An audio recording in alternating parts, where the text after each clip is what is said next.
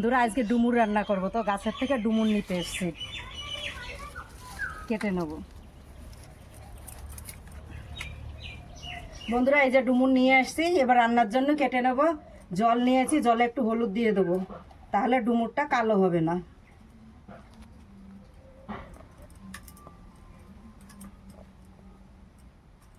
এইভাবে ছাড়িয়ে নেব, এই যে এইভাবে ছাড়িয়ে নেব। উপরের অংশটা নেব, ভিতরের অংশটা নেব না, এই ফেলে দেবো। বন্ধুরা ডুমুর ছাড়ানো হয়ে গেছে, ডুমুরের ভিতর দুটো আলু দিয়ে দেবো, তো কেটে নেব, ছোট ছোট করে দেব, এই যে এই সাইজের দেবো।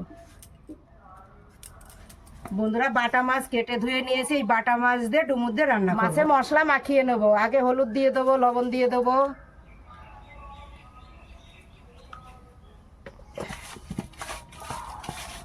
আদা বাটা, জিরে বাটা, রসুন বাটা, পেঁয়াজ বাটা,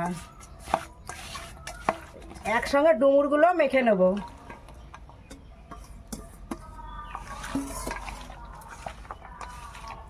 বেটে রাখা কাঁচা লঙ্কা,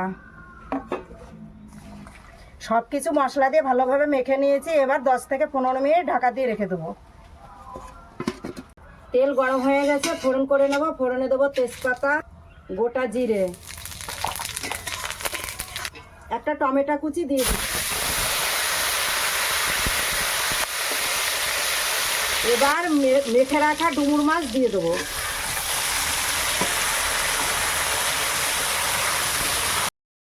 এবার পরিমাণ মতন জল দিয়ে দেবো।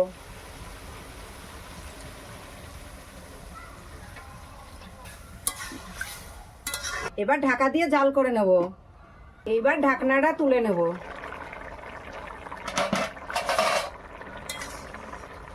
ডুমুর রান্নাটা হয়ে গেছে, এবার বেটে রাখা গরম মশলা দিয়ে নামিয়ে দেবো।